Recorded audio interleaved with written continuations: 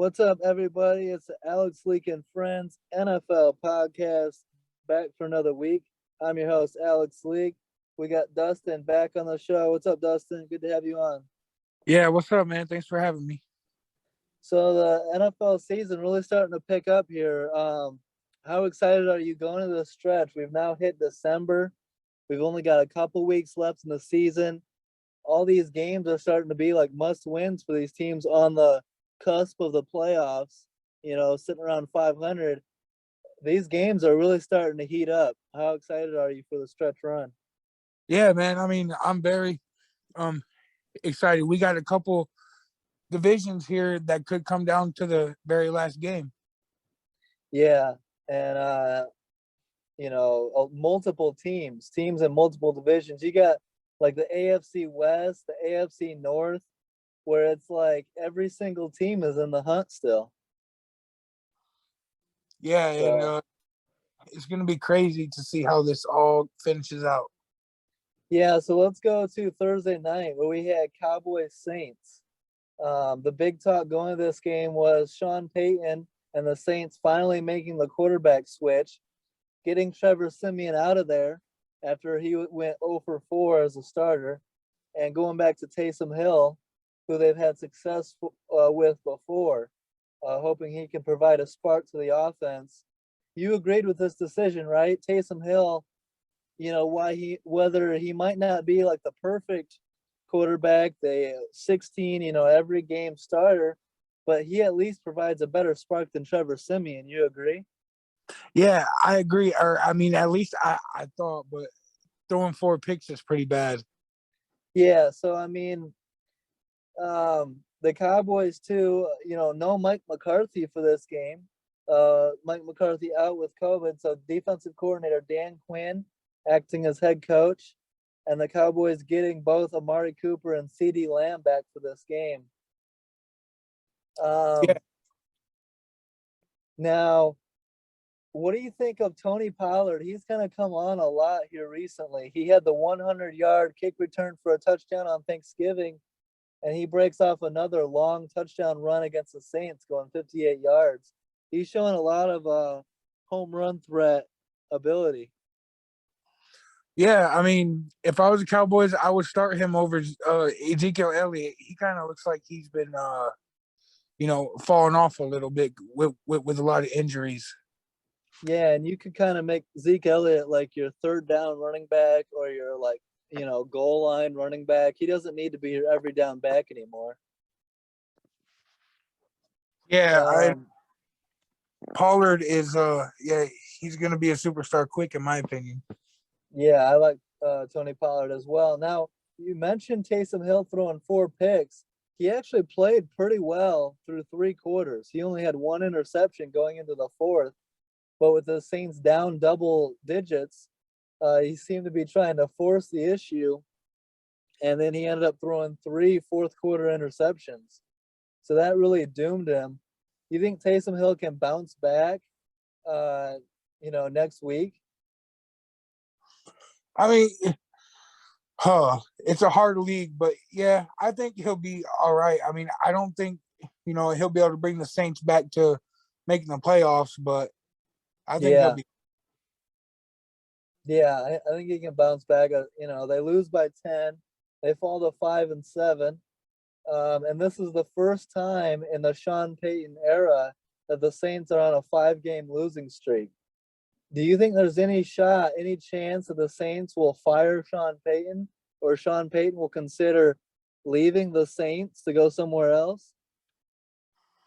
I don't see it happening. I mean, with the possibility of who could be traded in this offseason, like Russell Wilson or somebody else, I'd say he'd stay just to see what would happen. Yeah. I agree with you on that. Now, my hope is, so this is the thing, as a Bears fan, there's been a little bit of talk about what if the Bears reach out to Sean Payton and try to steal him away from the Saints. I'll say that if Ryan Pace can get us Sean Payton, I'll forgive him for all of his other issues, for drafting Trubisky, for hiring Nagy. If he can get us Sean Payton, all is forgiven. Oh yeah, absolutely. I mean, imagine him being able to be, the guy to develop Justin Fields, man. I think that'd be fantastic. Yeah, and he's a former Bears player back in the day. So I would absolutely take it. But yeah, I agree with you with the, Aaron Rodgers and Russell Wilson becoming available this offseason. I think Sean Payton most likely stays and gets a real quarterback. Now, for the Cowboys, they improved to 8-4, and they'll play at Washington in Week 14. Um, a big game next week against the Washington football team, because if Washington can get a win at home, suddenly the division lead will be down to one game. But if the Cowboys win, then they'll pretty much put away the division. How do you see that game going between the Cowboys and the Washington football team in Week 14? Oh man, that's a tough question because both teams are, good and getting better. But I see the Cowboys winning, man. They got, like you said, Amari Cooper, CD Lamb back, and that defense is starting to fire on all cylinders. So I'm gonna go Yeah. Cowboys. Yeah, the two young defensive stars on that Cowboys defense, Trayvon Diggs leads the NFL with 9 interceptions, and rookie linebacker Micah Parsons has 10 sacks. I mean, we were high on Micah Parsons going into the draft, and Micah Parsons could have gone even higher, maybe even top 5 pick with the type of production he's putting out. Yeah, he's just the perfect kind of linebacker that you could want, and a guy who can rush the quarterback. Yeah. Um, so let's go. Let's go to Dolphins Giants on Sunday. The Dolphins beat the Giants 20-9 in Miami. The Dolphins have quietly gone on a 5-game winning streak right now. After struggling earlier in the year, 5 straight wins. Tua playing a lot better. The defense playing really well. Daniel Jones couldn't play in this game with a neck injury, so the Giants started backup quarterback Mike Glennon. And if you had told me Mike Glennon was going to start, I would put all my money on the Miami Dolphins. How about you? Yeah, I mean, how is that guy still even in the league? No disrespect. Well, he was a Chicago Bear at one point, and I knew it even before he was signed to the Bears that he wasn't any good. Um, Mike Glennon, let's see, okay, so Mike Glennon has started 28 games in his NFL career. What do you think? How many of those 28 games has he won? I'm gonna go with 3 or 4. A little bit better. He's won 6. His record as a starter is 6-22. Wow, goodness, I was wrong. Still not great though. Well below 500. And then on top of that, for the Giants, not only do they start Mike Glennon with the Daniel Jones injury, but Mike Glennon suffers a concussion in the game. So Jake Fromm is set to start Week 14. How do you feel about the Giants' chances with third string quarterback Jake Fromm? Man, I think that the Giants season's over with. Yeah, yeah, they are. What's their record here? 4-8. Yeah, they're not doing anything and going down to their third string quarterback. Now, if you remember, I was pretty high on linebacker Azeez Ojulari in the draft. Do you remember that? Yeah, I remember. And I had him going in the first round, and maybe that was still a little high, but he's got the Giants' rookie sack record right now with 6.5 sacks. Are you starting to come around? Do you like Azeez Ojulari? I haven't seen him play much this year, but from the stats that you just read to me, that seems pretty impressive. Yeah, he's getting a lot of playing time. He's starting games. He's getting opportunities, and he's making the most of it for sure.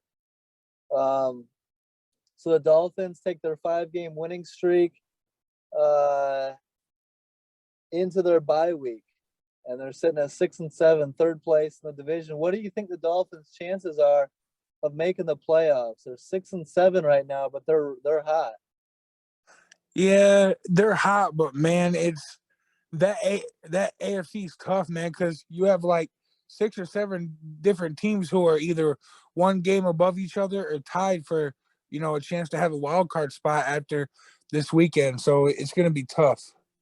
Yeah, that's the thing is like, so I think there's a chance the Bills could lose again in week 14 because the Bills play the Tampa Bay Bucks. So the Bills could fall to 7-6. So after week 14, the Dolphins could be just one game back of second place in the AFC East. But it's not just their division they got to worry about, it's the rest of the AFC. They're not going to win the AFC East, so they got to get a wild card. Yeah, I agree, but man, that that last wild card spot is good. Everybody's gonna be jockeying for position. Yeah. What do you think? Speaking of the Bills, they're falling off right now. They, they could be 7-6. They had Super Bowl expectations. What if the Buffalo Bills miss the playoffs or finish third in that division? Well, if that's the case, I would look like I don't know sports because man, I picked Josh Allen to be my MVP. But A anyway, lot, a lot can change in 1 year, man. yeah, it's crazy. I mean, you let a man run the ball 39 times on you, and it's just crazy. Yeah, You it's can't stop it's ve- the run at all. yeah, it's very interesting. Let's move on to your team, the Colts. Blow out the Texans 31-0 in Houston. They improved to 7-6, good for second in the AFC South.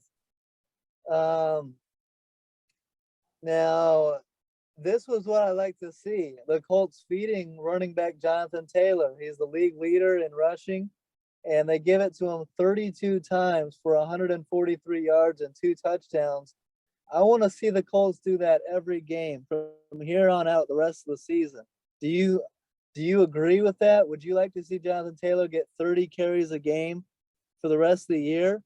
And with Frank Reich, I don't think it's going to happen. I mean, I would love for him to absolutely get that many carries. I mean, because he's the backbone of our team, and that's the only way the Colts are going to have success. Yeah, what's your confidence meter in Carson Wentz here for the rest of the season? Like Oh on a man, it's scale of like 1 to 10. it's like I get asked this every week. Let me give you a number 6. Yeah, that's about where I'm at, like a 6. And so if that's the case, you can't rely on him to carry the team. You know what I mean? You have to feed Jonathan Taylor as much as possible because I believe your confidence factor in Jonathan Taylor is like a solid 8 or 9. Yeah. Oh yeah. I mean, almost a 10. I mean, like the guy, if he's having a good game, he's gonna get 5 yards a pop. That's almost a guarantee. And this is what I'm going to say for the rest of the year. If you look at what the Patriots did against the Bills on Monday night in the bad weather, the cold, the wind, the Colts are built to win that exact same way as the Patriots. The Colts, if they play to their strength, it could be Patriots Colts AFC Championship game.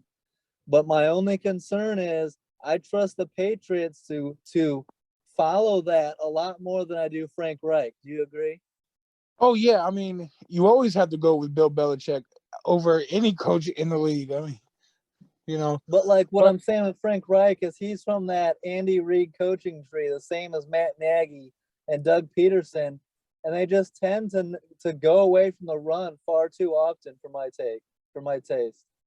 I mean, yeah, I agree. But I mean, Doug Peterson did win a Super Bowl, and so did Andy Reid. So Yeah, well, you need to have like a red hot Nick Foles or a red hot Patrick Mahomes to get that done.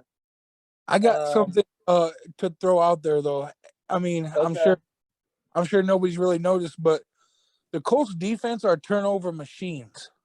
yeah, they're they're doing work right now. They got to keep that up. You win the turnover battle late in the year and in January, you're gonna win most of those games. Yes, and that's where my confidence is now is the defense making teams turn the ball over, and that's where I think we will be able to go farther than what we did last year. Okay. The Colts head into their bye week.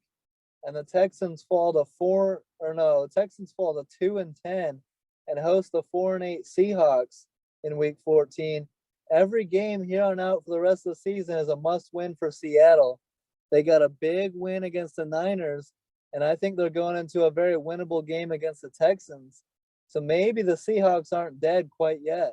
If they can win out and finish 9-8, who knows? I mean, yeah, but I think that they're done, man. I mean, I just feel like they caught San Francisco at a bad time. Yeah, we'll see if they can get on a winning streak. Win 2 in a row. You never know. So we'll see what happens with them.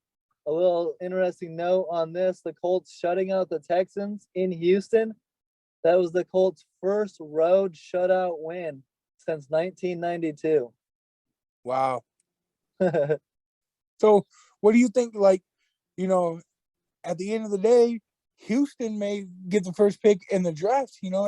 Everybody was thinking it could have been, or it would have been Detroit, but it's looking like Houston might. Well, the Texans are 2-10, but the Lions are 1-10-1. So we'll see. And I think there's another team that's 2-10, right? Who's the other team? Is it the Jaguars? Yeah. So the Jags are right there too. So it's going to be interesting to see who gets the number one pick. And I don't know that the number one pick is set this year compared to past years. Like last year, we knew, the last 2 years, we knew it was going to be Joe Burrow. We knew it was going to be Trevor Lawrence. I don't know. I don't know that we know who the number one overall pick is going to be this year. Yeah, I'm gonna take a guess and go with Aiden Hutchinson. Okay. I mean, it could be Thibodeau, could be Hutchinson, could be a couple different guys. I don't think it's going to be Aiden Hutchinson, but we'll see. Um, let's go to the Lions. Speaking of the Lions, they shocked the Vikings with a 29-27 win for their first win of the season. A terrible loss for the Vikings. It was really a must-win game for the Vikings, and to lose that game is a bad loss. They could have got back to 500.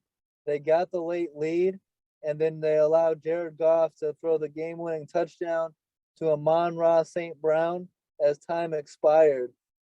What were the Vikings secondary doing on that final play? Did you see that? Yeah, I mean, it was almost like they were giving the Lions the win. Yeah. And the Lions were trying to give the Vikings the win. The Lions had a 2-point lead and went for it on fourth down on their own side of the field and had a turnover on downs with like 2 minutes to go. Do you see that? Yeah, it was a good game, man. It was like back and forth, but neither team really wanted to win, I guess, until the end, and that was Detroit. Well, I'm gonna go ahead and say this: the Vikings, they don't deserve it. They don't deserve to make the playoffs. Um, Terrible loss. If you lose to the Lions like that when you need a win, you're sitting at 5-6. A win would have got them back to 500, and you blow a game like that. I think it's time to fire Mike Zimmer in Minnesota. I was just about to ask you that. I was going to ask you if you think the Zimmer era is over in Minnesota. Yeah, I really do. You can't lose a game like that. I can excuse away pretty much everything else this season, but not that loss. That's a bad loss right there. Yeah, and what about Kirk Cousins? I told you from the beginning that I had no trust in that guy. I like Kirk Cousins. I felt like he did enough to win. He got the game-winning touchdown. He put the Vikings in position to win the game. It was their defense that cost them. And Mike Zimmer's a defensive guy. He's a defensive coach. I like Kirk Cousins. I like Dalvin Cook, Alexander Madison, Adam Thielen, Justin Jefferson, even Irv Smith Jr. and Tyler Conklin at tight end. I like what the Vikings got. They're way too talented to lose this game and miss the playoffs.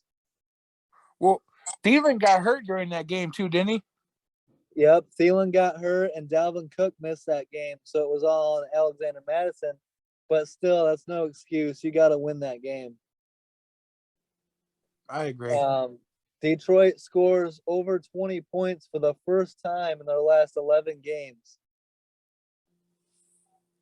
So that goes to show you right there, how bad the Vikings defense was. And you'll get to see Kirk Cousins and these Vikings tomorrow night as they host the 6-5-1 Steelers on Thursday Night Football. They're hoping to get Dalvin Cook back. But I mean, this is a must-win game for the Steelers in a very tough division. If the Steelers can get this win, get to 7-5-1, we can't count the Steelers out yet. Yeah, absolutely not. I mean, they just beat the best team in the AFC North on Sunday night, so it's wide open. Yeah. Or So Monday, sorry, right? No, it was Sunday late afternoon. Okay, yeah. That's gonna be a big game. The Steelers got to show that they're for real, and I think you agree with me. What's the key to the Steelers making the playoffs and getting a win or two in the playoffs? Going on a little run here. What's the key? Feeding Najee Harris. Absolutely.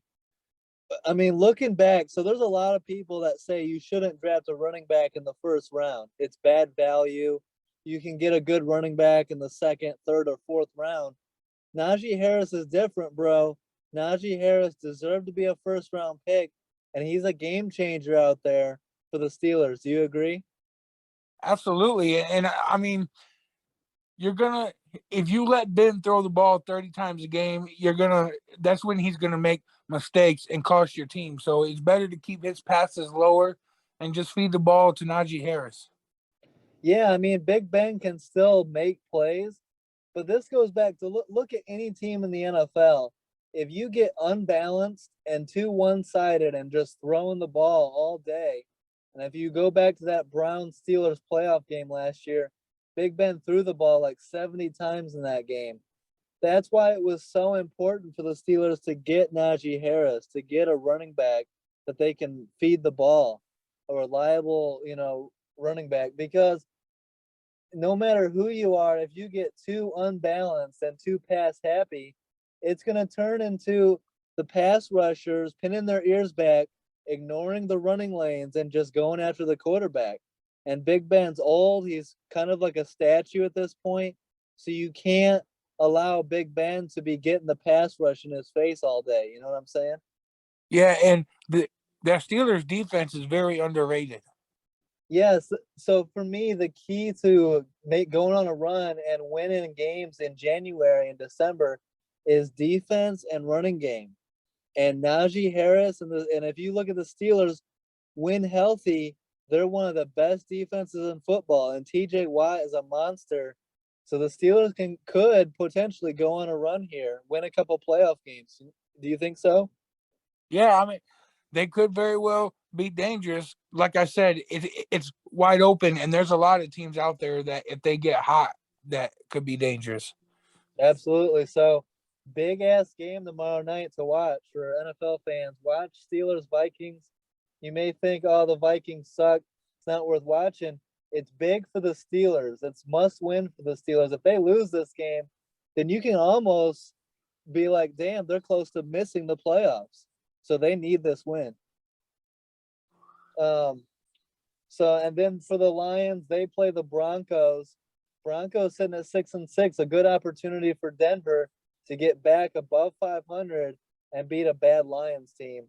What did you think of the Lions celebrating the way they did, getting their first win of the season? A lot of people look at it and say, "What are you celebrating for? You're the worst team in the NFL. You finally got one win and you're celebrating like you won the Super Bowl." I'm not going to be that critical of it. They don't want to go 0-16. So it's a big win. Let them celebrate. Let them have their moment. You know what I mean? Yeah, and I mean, people don't understand. I mean, this is football. Those guys, are playing because some of them love the sport. And, when you're losing, it brings your confidence down. But if you get that one win, it's like, hey, we accomplished at least one thing so far. Yeah, and you can build on it.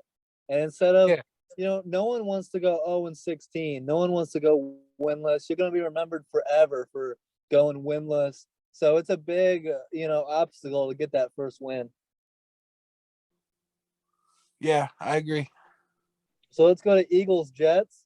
The Eagles beat the Jets 33-18 and improved to 6-7 as the Jets fall to 3-9. The Jets 0-12 all time against the Philadelphia Eagles. Bet you didn't know that stat. I didn't know that stat, but it's not surprising. um, so Jalen Hurts didn't play in the game, out with an ankle injury. Backup quarterback Gardner Minshew comes in and delivers the win for the Eagles. You've been high on Gardner Minshew before. Do you think he deserves an opportunity for another starting job at some point, maybe next year? Absolutely. I love Gardner Minshew. He's one of my favorite NFL players slash quarterbacks. I mean, the guy really didn't have nothing to work with when he was in Jacksonville. So I feel like, if there's an opening, give the man a chance. Yeah, he's one of those guys where when he plays, there's nothing that's jumps off the TV. There's nothing crazy. He's not the most talented quarterback in the league, but he just finds a way to win, similar to Taylor Henneke. And there's a place for guys like that. If you can just find a way to win, you'll get opportunities in this league. Yeah. And Um, go ahead. he's also like somebody who just gets you like pumped up to watch him play. Yeah, he's got a lot of emotion. You can tell it's all like natural. He's a fun guy to root for. Jets got Zach Wilson back, the rookie quarterback. He missed some time, his first start since week 7 with a knee injury, but couldn't get the W. Do you have any concerns so far about the development of Zach Wilson, or do you think it's still too early? Give him some more time in New York. Well, first of all, he's playing in New York. So, yeah, he definitely needs more time. But I thought he played pretty well against Philly. Yeah. Are you worried at all? I mean, the Jets have, you know, had a bad time developing quarterback talent. They couldn't get anything out of Sam Darnold. Are you worried that they might mess up Zach Wilson, or is it still too early to tell? In my opinion, it's still too early to tell. I mean, Robert Saleh is a good coach, I think. Yeah, and they got not Matt LaFleur, but Mike LaFleur, his little brother, as offensive coordinator. Yeah, and they just have to get Wilson to make better decisions and quit turning the ball over so much. Yeah, yeah, he's still learning, and it's an adjustment.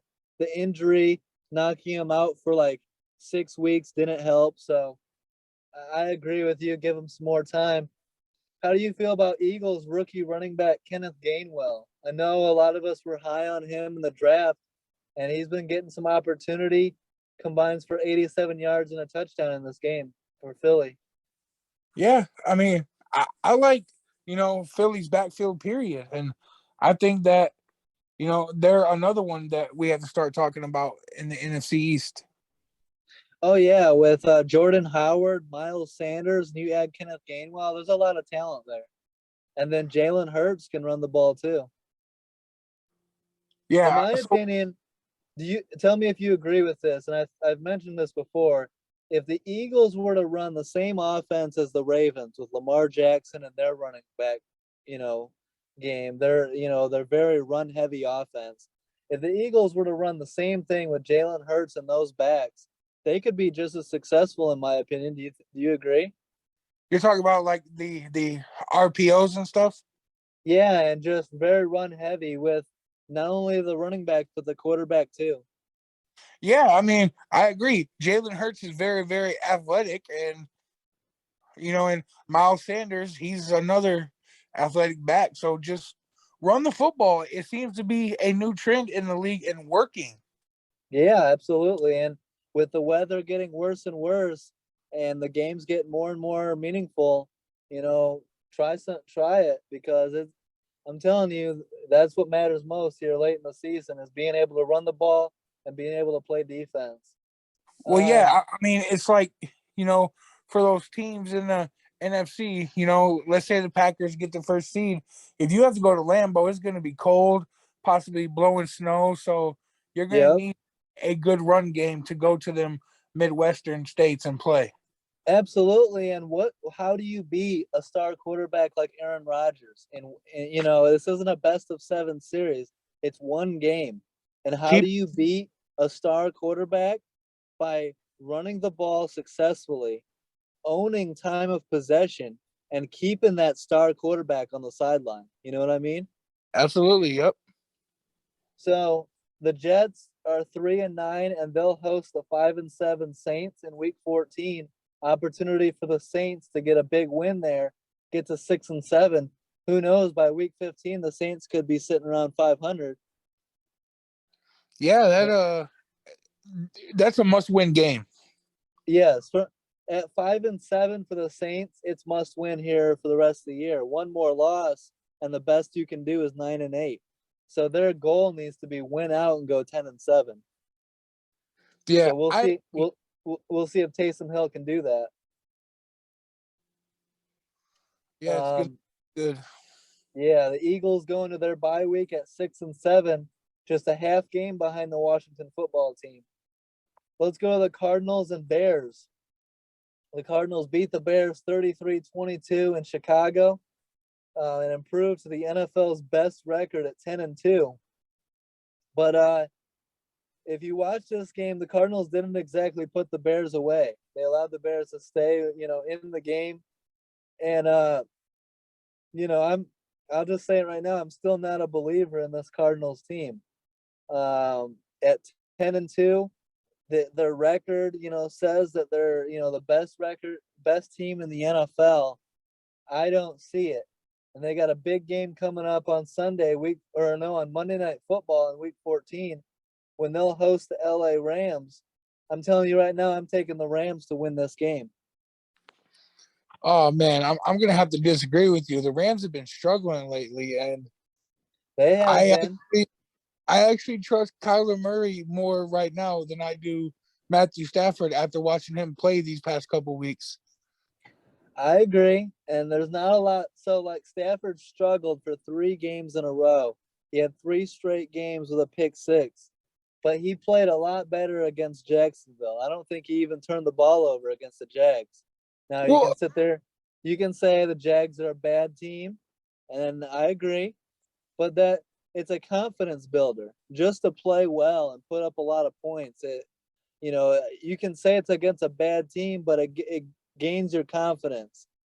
I think they'll ride that momentum. They'll go into Arizona on Monday night. I'm picking the Rams 100% in this game. what is it going to take for you to believe in the Arizona Cardinals? They're going to have to win in January. And, dude, I'll tell you this right now. They're going to have to win their division. And, bro, it's not over with. They might not win that division. They got a 10-2 record. Yeah, but they're about to be 10-3, and the Rams are going to be 9-4. If they win on Monday night, then they're going to win the division. But I would put a lot of money. I would put a lot of money on the Rams on Monday night. I would. Where's it at? In Arizona. Oh man, yeah. See, I have to go with Arizona. All right. But we're going to have to come back to this because I'm pretty damn confident. So, I'm gonna be confident. I'm gonna say Arizona by 10. all right. I don't care, Rams by 3. I don't care. Rams by 1 point. I'm just gonna say Rams win. Um, and the Cardinals have two things. They have to win that division, which if they win on Monday night, then it's pretty much all but wrapped up. Because if they win, they'll have swept the Rams too. So this is a big game. But this is where the month of December and against the Rams here, this is where to keep an eye on the Cardinals. This is a big prove it game for the Cardinals. I know you sit back and look at them and you say, "What are you talking about, Alex? This is the best team in football. They're a favorite to go to the Super Bowl." I disagree 100%. They have to prove to me that they can win this game at home against the Rams and put this division away. I am 95% confident the Rams are going to win on Monday night, and the Cardinals might, emphasis might, choke this division away before the season's over with. Let me tell you this. So Yeah, you say this is a prove it for Arizona? yes. Well, I'm going to have to say this is definitely, in my opinion, a prove it for Matthew Stafford. Look, Oh, 100. I agree. I agree. if they lose again, them LA fans are going to start to really, get angry there, and this is going to lose all the confidence in their quarterback. And I'm not confident in the Rams overall as a team. Like, you get to January, and I'm not picking the Rams much. I'm not picking the Rams to win a playoff game in January. They still got Matthew Stafford. So I'm not confident on the Rams as a whole. I'm confident in the Rams on Monday night. Yeah, it's and see, it's crazy me saying this because I've always been a Stafford supporter, but I'm starting to see, even with, you know, if not the most talented, the second most talented team in the NFL, and you're still struggling. Yeah. And if they, so a big if they, this is a big game for both teams. It's a must win, I think, for both teams. And you're like, the Cardinals, how is it a must win for them? They need to put this division away. If you allow the Rams to win, then it's a confidence booster for the Rams to go on a run here and catch the Cardinals before the end of the season. And if you're the Rams and you lose and get swept by the Cardinals, then you're looking at a wild card and you're looking at having to go on the road in the playoffs. And so this is a very big game for both teams. But yeah, I'm taking Rams. You're taking Cardinals. I love this time of year because this Monday night we had Bills Patriots, which was a huge game, and this coming Monday night Cardinals Rams, another great game. I can't wait. Yeah, it's, man, they really chose Monday Night Football to be pretty good this year. Yeah, and speaking of, I mean, great games in prime time. What the hell are we doing with Sunday night? Broncos Chiefs wasn't any good. And is it too late to flex out the Bears Packers off a Sunday night? No one wants to watch that shit. The Bears are going to get their doors blown off by Green Bay once again. No one wants to watch that. The Bears and Packers used to be the greatest rivalry in sports, and at least football. And it hasn't been for a long time now. And it hurts me to say this, it stings me to say this, but the Bears and Packers is not a real rivalry anymore. The Packers have been kicking our ass up and down for years, and I am so, I'm not looking forward to this game at all. Get this game off of prime time. Fields is starting on Sunday, though. Yeah, but Packers are going to beat us by 20. So you have no confidence at all in Chicago. No, I'm pretty much out on the season in Chicago, man. I'm like, yeah, fire Nagy, sell the team. Like, screw the Bears, man. Wow, like, dang. But, Give the future could be bright if they get the right man in there. Yeah, if they hire the right coach. But guess what? Do I trust our ownership, the McCaskies, to hire the right head coach? No, I do not. And in my opinion, get an offensive guy and not a defensive guy, somebody who can. The most important thing is the development of Justin Fields. Put everything else aside. Yeah. Hey, if they can go get a guy like Sean Payton, then okay. But I don't think this organization is capable of that type of move.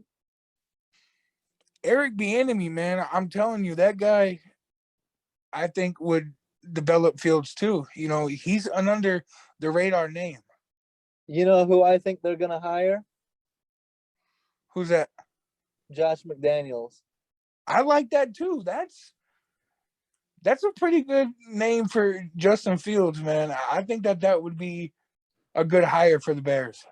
Yeah, well, if past performance is any indication, Josh, do you remember when Josh McDaniels was the head coach of the Denver Broncos? Yeah, I do. And first thing he did, he comes into town and he trades away future quarterback Jay Cutler and the best offensive receiver Brandon Marshall right away. Yeah, So he, that's a dumb he move. yeah, he's got a lot to prove. Josh McDaniels was damn close to being your head coach for the Colts. Yeah, I know. And then he backed out. Yeah. So we'll see what happens, but I have very little faith in my Bears to get it right. The latest rumor, actually, for the Bears head coach is Bills defensive coordinator Leslie Frazier. Yeah, Leslie Frazier is one hell of a guy too. I mean, he's I wouldn't mind it, but you got to get the right offensive coordinator for Justin Fields. I tend to agree with you that you need the most important is to get the right offensive coach for Fields. who do you But want? I want Sean Payton or Jim Harbaugh. That's who I want. I would settle with, yeah, I want Sean Payton or Jim Harbaugh, but I don't think any of those are realistic. And I think we're gonna, end up with Josh McDaniels or Ryan Day or Byron Leftwich or someone like that. Ryan Day, I think would be good, but also interesting. Yeah, I'm not too high on that, but it's hard to say. We'll see what happens. Let's go Chargers Bengals. This is a big game. Two teams with identical records. Or no, the Bengals were 7-4. The Chargers were 6-5. Game was in Cincy. This was a big opportunity for the Bengals to get to 8-4, and a big opportunity for the Chargers to get a big win. And this was a game of runs. For those analytics people that try to tell you that momentum isn't real, you saw momentum very clearly in this game as the Chargers jump out to a 24-0 lead. Then the Bengals go on a big run and cut the score to 24-22. And then the Chargers go on another run and win 41-22. So it was a game of runs.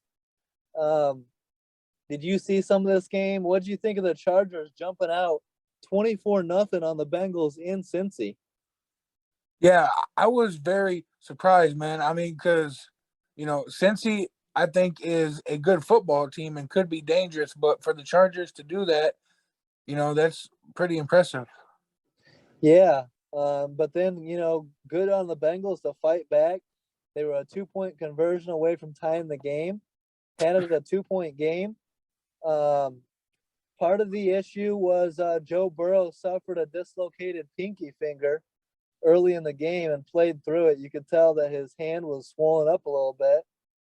And turnovers played a major role in this game as Joe Burrow had 3 turnovers and Joe Mixon had a fumble loss that was returned for a touchdown. Kind of a sloppy game, but also the Chargers' Austin Eckler had 2 fumbles lost. So sloppy game. Yeah, but I mean, it was a huge game because, in my opinion, the Bengals needed that one to, They're in a very tough division. They needed that win. I look at this game as these are 2 good but not great teams. These are 2 teams trying to figure out who they are and become great. But right now they're both just good. Does that make sense?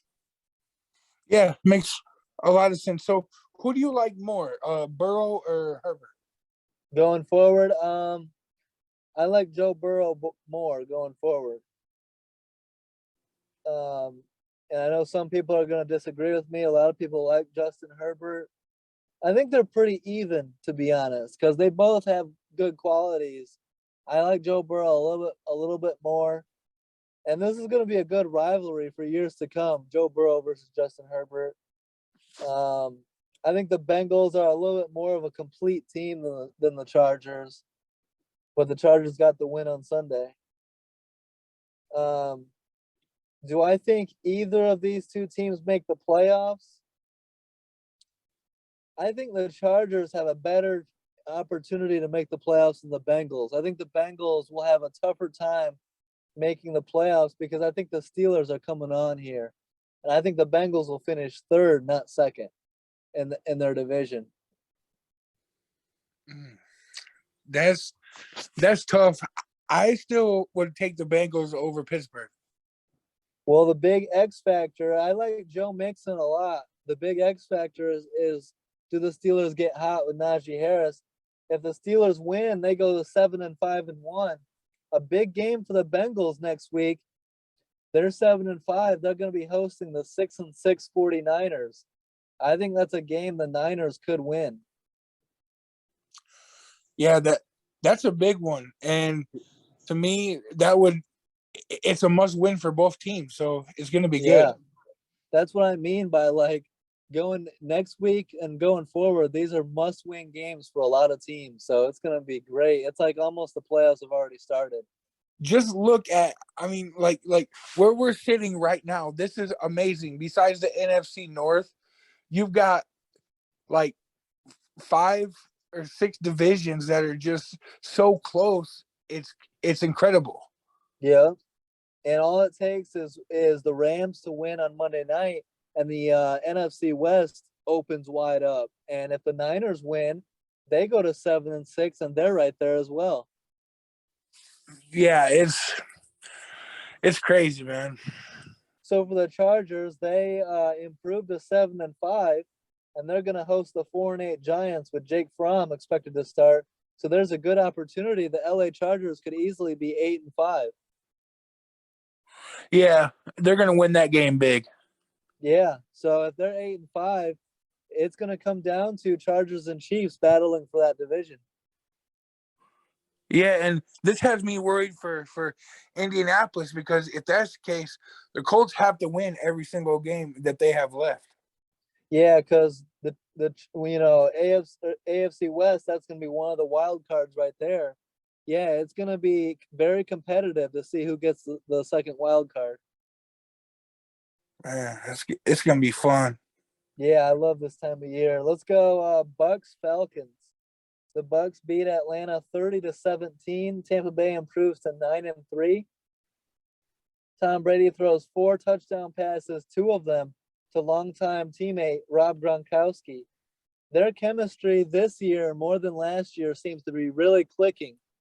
That could be something, you get into January, the Brady Gronk connection could play a major role for Tampa Bay. Yeah, I mean, it's annoying watching the connection when they play your favorite team, but man, is it great. Yeah, they're so hard to stop. And then on top of it, in this game, you had Ndamukong Suh and Vita Vea each record 2 sacks apiece. If their defensive line is playing like that, this Bucks team is going to be hard to beat, man. Yeah, I mean, they're hard to beat even sometimes without the defense playing. Yes. When that is clicking, like I said before, in my opinion, they're the most talented team, player-wise in the league. So, yep, that's why they're my pick. I'm not moving at all from this stance. I said it in the preseason, and I stand by it in Week 13. The Bucks are my pick with a lot of confidence to repeat as champions. see, it's hard for me to go against. I can't see them going this year to Lambeau and winning. I just don't. Why not? They did it last year. Yeah, they did it last year, but the stadium wasn't filled with 80,000 either. That's true. I love the fans being back. You know what helps Tampa Bay a lot too? It's not just the defense. It's not just Tom Brady. You know who's playing some of his best ball of his career? I'm gonna guess Leonard Fournette. Yes. That dude is beast, and he's looking like Jacksonville Fournette. Yeah, he wants it though, Mm-hmm. I love seeing him with those LSU pads still under his jersey. Yeah, that team is good. So, and how about this? You could argue that Tom Brady is getting better with age. For the first time in his career, he has thrown 4 or more touchdowns in a game for 6 times in a season. That's a career high. Yeah, man. It's as much as I don't like admitting this, the man is Jesus in a football uniform. I mean, he's just 44 and out there playing like he's 22, man. It's I don't know how he does it. I would definitely love to know the secret though. You could say he's touchdown Jesus, couldn't you? Yeah, I mean, shoot. He's gonna probably end all-time touchdowns that nobody's gonna be able to reach for years to come. Yeah, he's trying to set Jerry Rice like numbers. It's Yeah. So the Bucks go to 9-3, and they got a big game in Week 14. This is must watch. The 9-3 Bucks will host the 7-5 Bills, and we're at the point in the year. The Bills, who just lost to New England, now they're what, like a game and a half back or 2 games of the division lead. If they lose this game to Tampa Bay, the Dolphins will be right on their heels for second place. For a team that had Super Bowl expectations, this game at Tampa Bay is must win for the Bills next week. yeah, it's in my opinion, it's do or die because if they lose this one, Indy has a tiebreaker against Yep. them, for that 7th spot, and then man, you have to go to Foxborough too, right? Yep. That's tough. And then they probably have Miami again. I think, most teams in their season with at least another 2 divisional opponents. So, man, the Bills could easily finish 9-8, 10-7 at best, in my opinion. 9-8. I don't think is good enough. What's the storyline? What's the narrative in Buffalo if that team that's that loaded misses the playoffs? Oh man, I think they would have to start talking about the coach, man. I mean, Yeah. you have Tre'Davious White being out doesn't help either, though. Yeah. That's a huge loss because he's one of the best defenders in the league. But Stephon Diggs has to step up a little bit more too. Yeah. Diggs, another guy that needs to step up is tight end Dustin Knox. He had multiple, a couple drops, a couple penalties that really hurt the Bills on Monday night. And the Bills have to find some type of run game. Yes, that's the big thing that's hurting the Bills. I was thinking this yesterday, on Monday, watching that game. You know who could have benefited? So if I were the Bills, you know who I would have gone after? Leonard Fournette. I believe he would have been a perfect fit in Buffalo. And instead you allow him to go to Tampa Bay. The Bills not having that guy at running back really hurts them. Yeah, I agree. And it's just that's going to cost them, in my opinion. Well, it's up to Josh Allen. We'll see if he can go into Tampa Bay, outduel the GOAT, and get a big-ass road win. Otherwise, if you lose that and then you get swept by New England in Foxborough, you're very close to missing the playoffs. Like I said, man, 9-8, unless something happens, I don't see them getting in because the Colts, the AFC West, there's too many good teams. Yeah, and 1 second though, I want to give a kudos to a team that we were talking about a few minutes ago. Yeah. That's the Atlanta Falcons. I never thought they would have 6 wins. Well, they're what? They're 5-7 right now. Oh, I thought they were 6-6, maybe. I think they're 5-7 with that loss to Tampa Bay.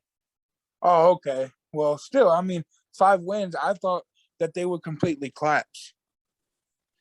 Yeah, they're hanging in there, and it's going to be interesting to see which direction that team goes this offseason if Matt Ryan has to be traded and if they can get a new quarterback in there. Yeah, it's just the quarterbacks in these drafts just aren't, as like high as these last couple drafts. Yeah, it's true. Um, so the let's see here, 5-7 Falcons will play the 5-7 Panthers. Neither team, looking to make the playoffs. Doesn't sound like so. Um, we'll see what happens. There. We'll see what happens with Matt Rule in Carolina. There's been some talks about Matt Rule maybe going back to college. Joe Brady.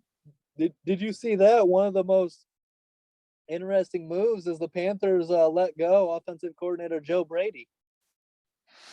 Yeah, that was surprising to me. Very surprising. Yeah, I think he'll go back to college, and that's kind of a shocking move there.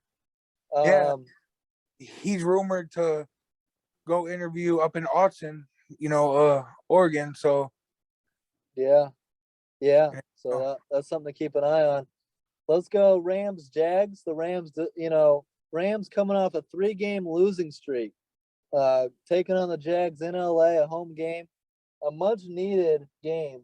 This is one of those get right games. Like you're struggling, your quarterback's throwing pick sixes.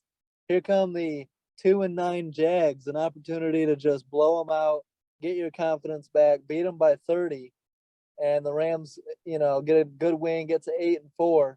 Jags fall to 2-10. Stafford throws 3 touchdowns, no turnovers. Big game from Sony Michel. This is something I'd like to see the Rams do more of going forward. Sony Michel, 24 carries for 121 yards and a touchdown. Sony Michel could be a guy to keep an eye on here down the stretch for the Rams. Help Matthew Stafford out a little bit. yeah, again, same situation as a lot of these teams. You Yeah, you run the gotta ball, have. you're Yep, successful. yep. They're gonna need him against the Cardinals. Keep Kyler Murray off the field, win the time of possession, and beat the Cardinals. Um, huge opportunity. The Rams lost to the Cardinals in October, 37-20. So now they're going to Arizona on prime time on Monday night to looking to avoid a sweep. This is must win for the Rams. So you got the Cardinals in this game. That means the Rams are going to get swept by the Cardinals, man. Yeah, I'm telling you, man, the Cardinals are a very good football team, and people are sleeping on them. I'm telling you, the Cardinals are overrated and they're about to lose on Monday night. Man, see, I think D Hop is going to step it up, and especially Zach Ertz, man. I can't stress enough how big of a pickup that was. Oh, I agree. Zach Ertz was a great pickup. D Hop is a A1, number one option. James Conner was a great addition this offseason. He's brought them some toughness that they've needed. But at the end of the day, I think they're beatable. I think that their record is the best record in the NFL. I think that's fool's gold, man. I think that they're a good team. They're not a great team yet. And I think they come back down to earth. I think they lose 4 or 5 games when it's all said and done. And they got to prove to me that they can win in January. So, huge game, whether you agree with me or you agree with Dustin, must watch Rams at Cardinals on Monday Night Football. The 2-10 Jags go at the 8-4 Titans in Week 14. Good opportunity for the Titans to get to 9-4. Yeah, I mean, so imagine if they lose that game and go, and have 5 losses, and Indy keeps winning. They're only 1 game back. Yeah, if you're the Titans, you can't lose. You get into December and you're battling for a division championship. You cannot afford to lose games you're supposed to win. That's why I'm so down on the Vikings, because you cannot afford to lose to the winless Lions at this point in the season. And so if you're Yeah, the Titans, the Jags might play you tougher just because the divisional matchup. You have to find a way to win that game. yeah. So I mean, this is. Do you think this is it for Urban Meyer? No, I don't. Surprisingly, I do think that he comes back for one more year. I mean, nothing would shock me. If Urban Meyer were to step away tomorrow, it wouldn't shock me. But it sounds like he's willing to do it for one more year. You know, if he wasn't, if he was out the door already, I think he would have tried to go get the Notre Dame job or the LSU job or the Oregon job. But it sounds like he's committed to the Jags for at least one more year, and so we'll see what happens. But You never they, know. If Ryan Day goes to Chicago, there's an opening back in Columbus again. yeah, you never know. Nothing would surprise me with Urban Meyer. You know, none of us. You know, if he's out getting a lap dance again, that wouldn't surprise me. So everyone hated on him for that. I actually kind of liked it. I was like, damn, Urban Meyer's getting it. Like, that's I a mean, hot chick. it's a lot better than some of the other stuff that goes on. Yeah, exactly. And she was of age, I believe, right? Yeah, she was hot, man. But I mean, I guess he has a wife and family back home, so I guess that's not a good look. But Yeah, well, so does a lot of the coaches that go on the road. It's just a lot of it's not put out in public. videotaped. Yeah, I know.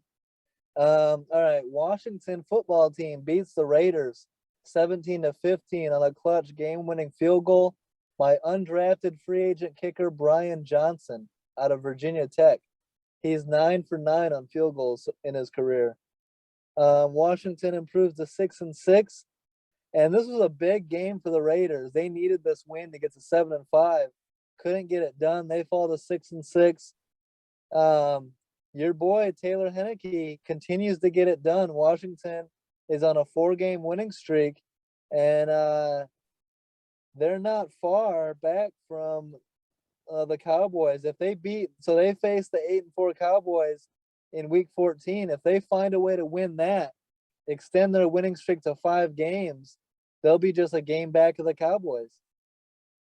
Yeah, and at that point, I would love it if you would show Henneke a little respect.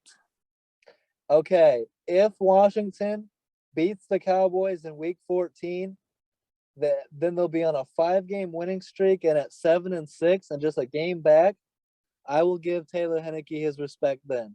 I will. And I'll give And him his respect for this win. This was a big win against the Raiders. yeah, what would that say about Dallas though, man? That would, to start off so good and then have in December not playing that well. Yeah, and they play Washington twice, I believe, in December. So the division's going to come down to those games. Um, but here, let me throw a blanket on all that, some cold water on it.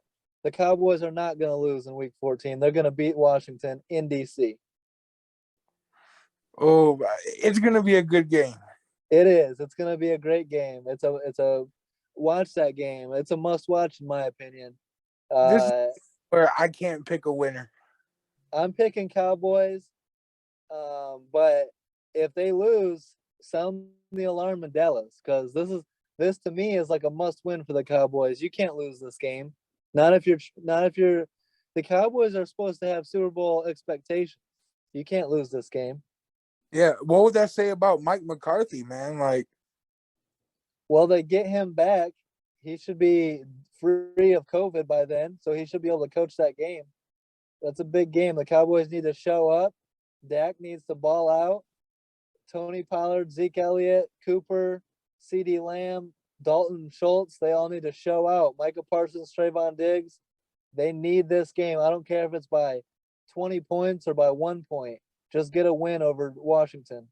yeah, that's a lot of talent, man, that you just named off. Yeah, there's no excuses. Go win. And speaking of the Raiders, they'll be playing at the 8-4 Chiefs. I think this is the game the Raiders throw up the white flag and are like, look, we're not true contenders in this division. They're going to fall to 6-7.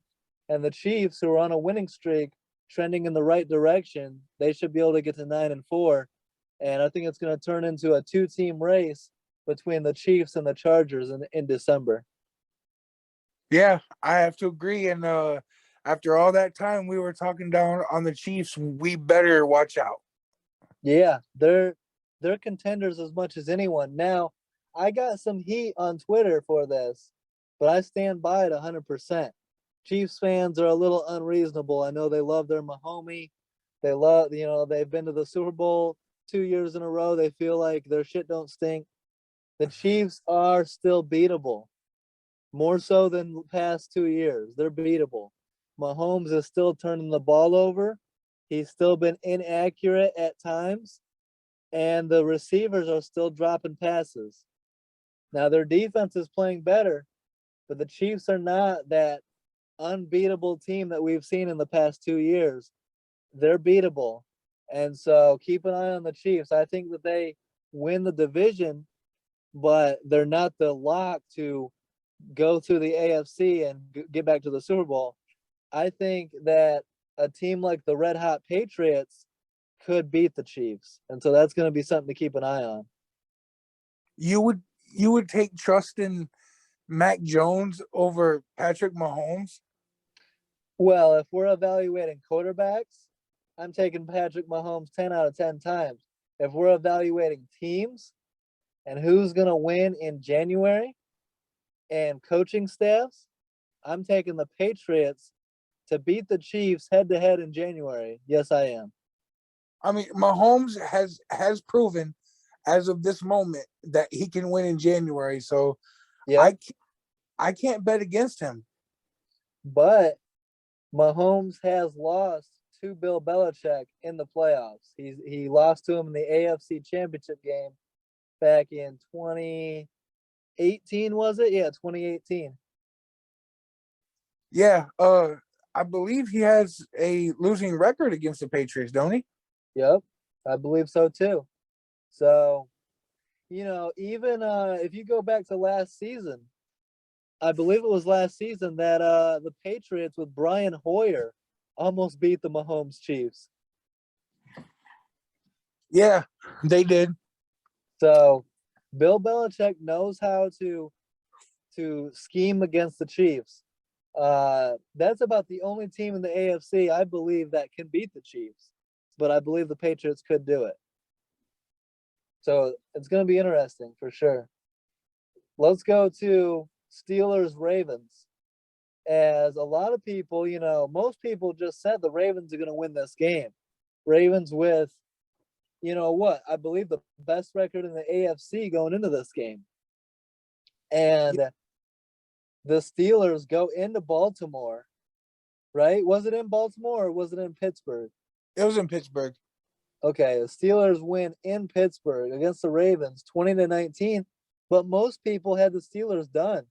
Sitting at 5-5-1. The Steelers had just gotten their doors blown off by the Bengals. And they go, they beat the Ravens 20-19. Clutch performance by Big Ben and the Steelers. And what did you think of the Ravens' decision to go for the 2 at the end of the game instead of playing for overtime? All right, so you're not gonna like this. I thought about this because I knew the question was coming. Good, I like that. But I liked it personally. Mm-hmm. You're in a hostile environment. The game's on the line. Your defense just gave up a touchdown. You lost Marlon Humphrey. You're depleted in the secondary. I liked it. All right, I can. Those are reasonable points you made. I hated it. I think the Ravens said, "Hey, here you go. Let's lose." Like we just went on a game tying drive. You got the best kicker in the entire league. It's a chip shot extra point. Send it to overtime, and who knows? Maybe you throw it to Hollywood Brown and he goes for a touchdown and you never even have to play on defense. Or maybe Big Ben throws a pick six and game's over. You don't know what's going to happen. The fact that I think a lot of people look at it and say, well, what happens if they go down and score and we lose in overtime? We'd rather put it all on this one play right here. And my opinion is all you're doing is focusing on the negative. What if you win the coin toss, you get the ball and you go and score and then the game's over there? I think you're putting too much on one play, and my typical thinking is I'm always going to think like this. I want to extend the game. I don't want to make it win or loss on one play right then and there. I want to extend the game because I believe more often than not, your opponent is going to do something to fuck it all up and lose, then you're going to do something to win.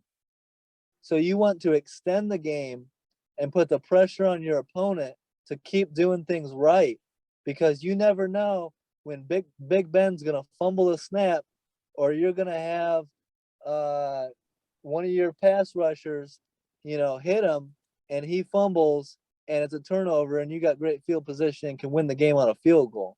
You know what I mean? I mean, yeah, and see, you're being optimistic, but maybe Jim Harbaugh didn't believe his defense could stop him. I mean, they sure didn't show it on the last couple drives. Yeah, that's true. But as a head coach, you should always show trust to your defense. You might not believe it in your heart of hearts, but you should show your players that you trust them.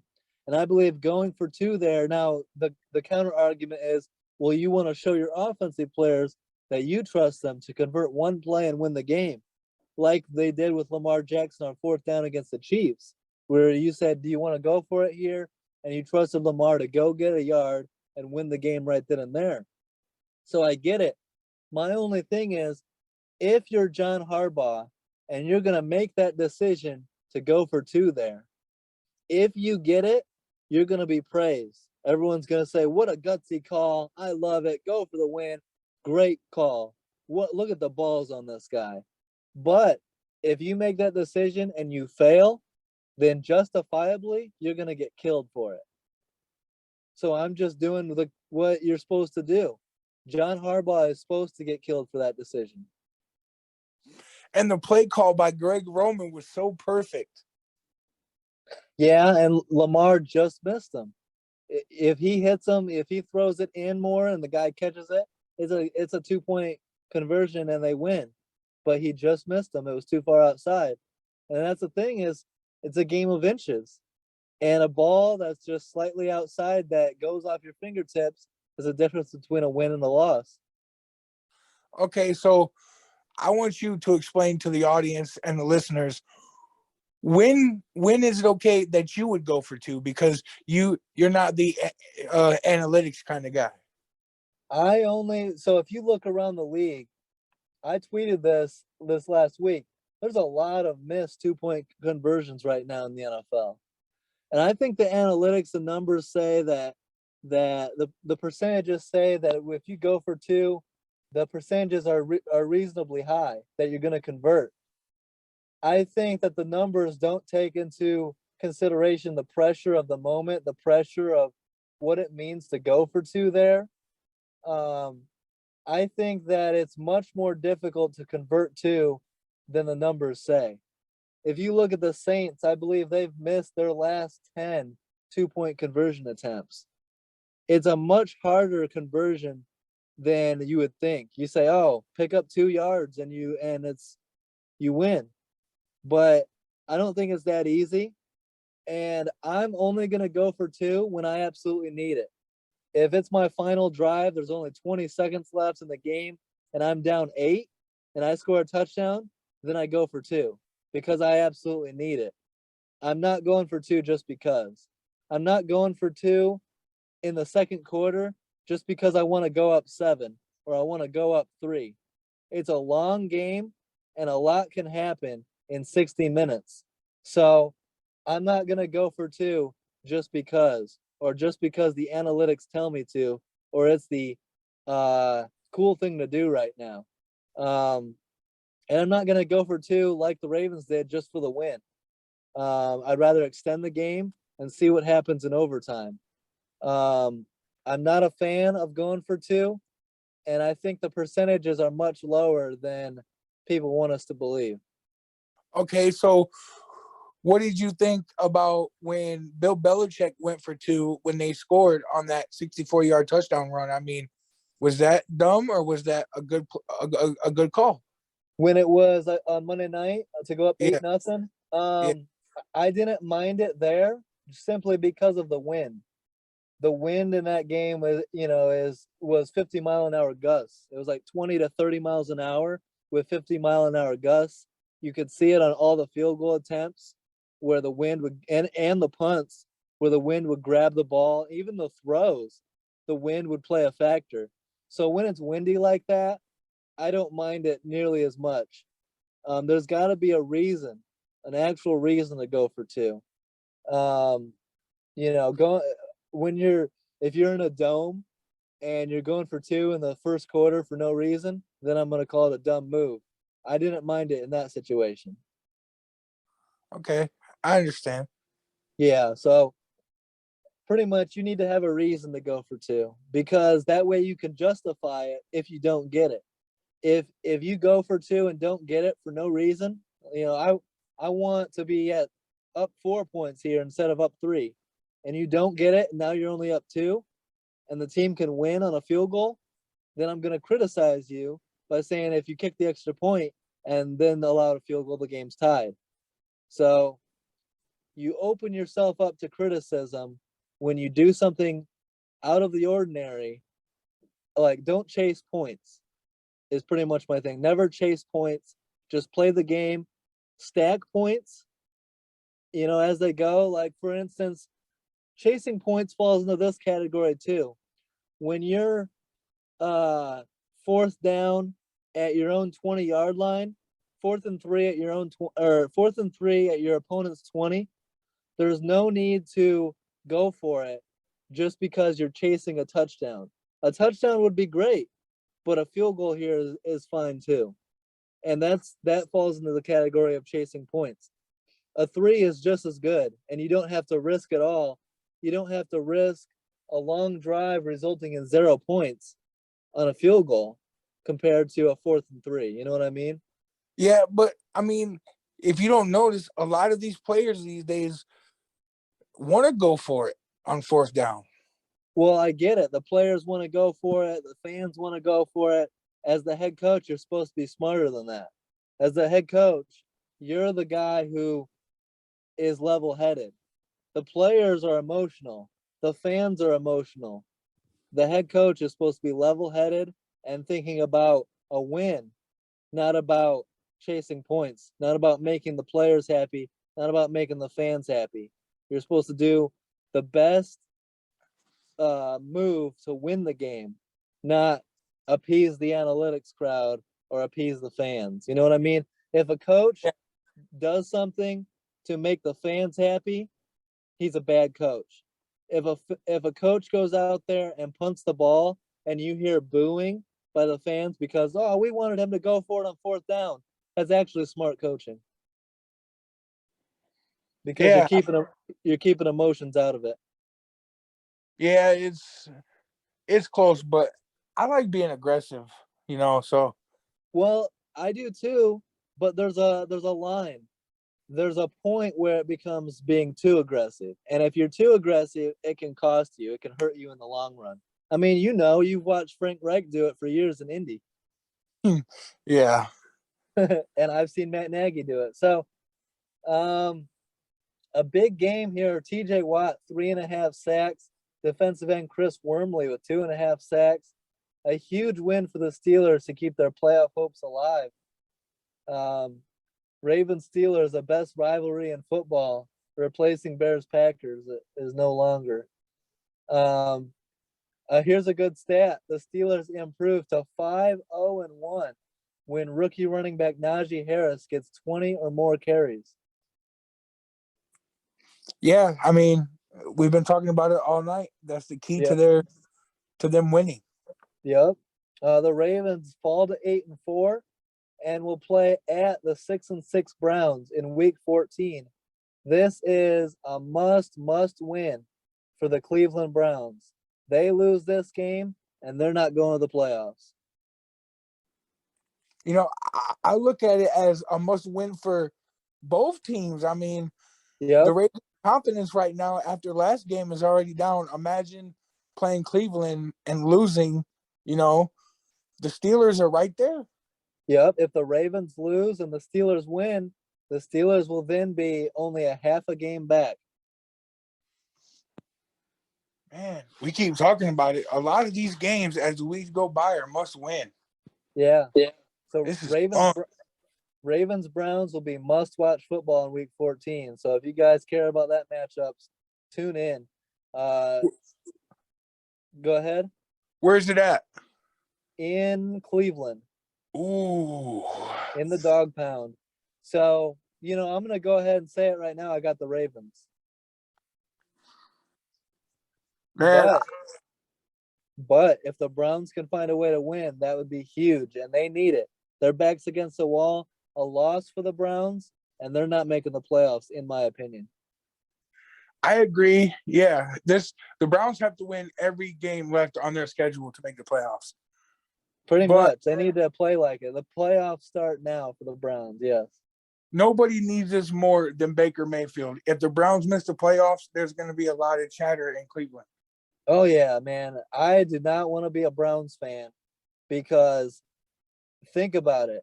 The expectations were AFC Championship game, bro. If they miss the playoffs, there's going to be heat going everywhere. It's going to be at Kevin Stefanski. It's going to be at ownership. And it's going to be a lot of heat pointed at quarterback Baker Mayfield. Yeah, so it's, the Browns fans are going to be thinking like, oh, here we go again. Yep. So and a prime go ahead. Yeah, but so this is huge for, to stop all the chatter and to be able to make the playoffs or not. So yeah, and I think the Ravens are going to be fired up to play that game on the road, coming off a tough loss to the Steelers, a game that they feel like they should have won. For the Steelers, like we talked about, tomorrow night at the Vikings on Thursday Night Football, must win for both teams. Of course, a must win for the Vikings, but I feel like the Vikings are close to packing it in. Like they're seeing the writing on the wall that this isn't their year. We'll see if they get Dalvin Cook back. Adam Thielen might not be playing.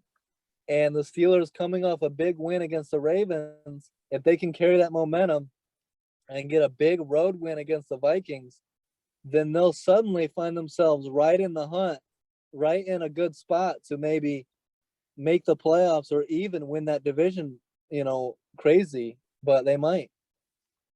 Who do you believe a loss hurts the most out of those two?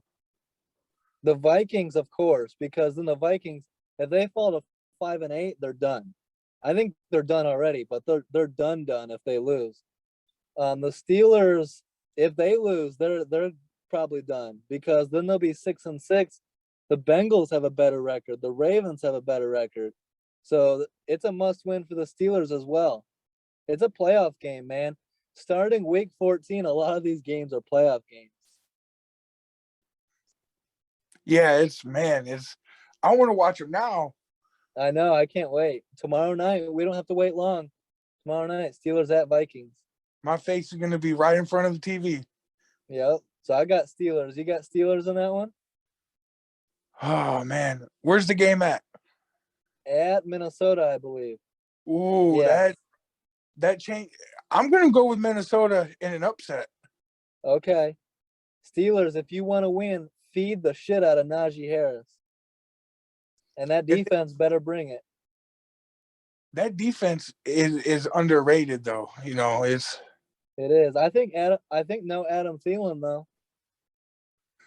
Yeah, that's tough, but like I said, the Vikings are at home. They cannot lose this game at home. Yeah. Yep. So a big ass game. Let's go to Seahawks Niners. So the Seahawks surprised a lot of people. A lot of people thought they were dead in the water at 3-8. A big win over the Niners, 30-23. After allowing 23 first half points, the Seahawks defense steps up and shuts the Niners out in the second half. Very impressive win for Seattle. The Niners were 6-5 and on a winning streak. How about the Seahawks going into that game and stopping the Niners win streak and getting a big win? What's more impressive? The Seahawks win or the Niners loss? The Seahawks win. Yeah. Or more surprising, I should say. I mean, because like the Niners, I thought were going to get on a roll and, start to show what we thought they were going to be at the beginning of the season. Yeah. They were on a 3-game winning streak. But I mean, the Seahawks looked dead. They couldn't move the ball. They couldn't score any points. Credit to Pete Carroll, because he comes out and sets the tone of the game right out of the gate with a fake punt run that goes for a 73-yard touchdown by running back Travis Homer. That really set the tone of the entire game. It was like Pete Carroll's like, look, the playoffs start right now for us. We have to win out. So here's what we're doing. We're being ultra aggressive. Yeah, it's do or die. And I seen after Houston, they got to go to LA, man. That's tough. That's a big ass game. But if they win against Houston, then they'll be on a 2-game winning streak at 5-8. If they can find a way to steal, you know what they say, throughout the records and division games, Seattle, LA, that could be a great game. If the Seahawks can find a way to steal it, then they're 6-8 and on a 3-game winning streak. And they definitely have the talent to do it. They do. I mean, no one's ever going to sit here and say Russell Wilson's not one of the top 3 probably quarterbacks in the entire game. I'm just worried though. They lost Jamal Adams. Yeah, well, that'll be interesting to see how that does. What did you think? So the Seahawks sitting at 3-8. I think a lot of us, if we were running that team, would be like, all right, shut it down. This season's over. But the Seahawks go out and sign veteran running back Adrian Peterson, and he actually seems to provide a spark, gets a rushing touchdown in this game, and provides some toughness and some veteran leadership in the win. Did you like that move by Seattle? Pretty much saying, look, the season's not over. We're going to try to win it. We're going to keep fighting. Yeah, and I mean, to me, I take that as they're showing Russell Wilson that they haven't given up yet. Yeah, And absolutely. Adrian Peterson, it seems like he's going to play on all 32 teams by the time he's done. How impressive is it that Adrian Peterson's still playing in this league? Man, it's very impressive, I'll tell you. And when he's on it, he's doing good stuff. Yep, absolutely. Seahawks defensive end Carlos Dunlap registers his first sack of the season, resulting in a safety, a big-time play for his first sack of the season. That safety tied the game at 23. A bad game for tight end Gerald Everett, who accounts for 3 turnovers in the game, 2 fumbles lost, and had a touchdown in his hands that he bobbled and tipped up in the air that got intercepted. A game he wants to forget. Yeah, and they still won, which is even more impressive. Yeah, absolutely. Big game from tight end George Kittle, 9 catches for 181 yards and 2 touchdowns. I'm still hoping he ends up on the Bears at some point in his career. I know he's a Bears fan. Yeah, I mean, the guy's a beast. Okay, so we've been talking about Russell Wilson, right? Yeah. Let's say they pull a miracle out of their hat and make the playoffs. You don't think maybe he decides, this is my home? Yes, there's a possibility to that. But did you see the thing that came out today? No. Remember last offseason, when Russell Wilson said that if I were to get traded, these are the teams I want to go to? Yeah. That came out again today. Russell Wilson would, quote, strongly consider being traded to one of these 3 teams. This came out today. Oh, yeah. The Giants, Denver, and I believe the Saints, right? Yep. The Broncos, Saints, and Giants. Wow. So the fact that Russell Wilson that got leaked today is not a good sign for Seattle for the chances of them keeping him. And I said it a couple weeks ago. Russell Wilson's gone. I think the chances of them going on a run and making the playoffs are very slim. I think even if they win out, they still might not make the playoffs because they'd finished 9-8. And I think Russell Wilson looks at it like this. he thinks that the writing's on the wall in Seattle, that he can't contend for championships, and he's looking at his career legacy. He wants to win another Super Bowl before he retires, and he wants to go somewhere where he feels like he can contend for championships consistently. And I think he's got his eyes on the Saints and Sean Payton. That, in my opinion, is the best place to go, just because I think Denver is going to throw everything and try to get Aaron Rodgers. That's what I believe. I agree. But if for some reason Aaron Rodgers goes to Pittsburgh, that could open up Russell Wilson to Denver. Either way, I think Russell Wilson's gone after this year, and that might also be the move that allows Pete Carroll to resign and send the Seahawks into a complete rebuild. Yeah, but I mean, like, if this is just crazy to think about, like Russell Wilson not in a Seahawks uniform after everything he's done. Yeah. And part of me just sees, I could see Russell Wilson in a Saints uniform so easily. So what would New Orleans do with Jameis? Just say, sorry, you ain't the guy? They could trade him. I don't know. That's an interesting question because that wasn't an issue last year, but now it is. I mean, look at the other two teams, the Giants and the Broncos. Those are crazy, chances too. I mean, the Giants, Russell Wilson in New York, that would be crazy. Yeah, but stay away from New York, man.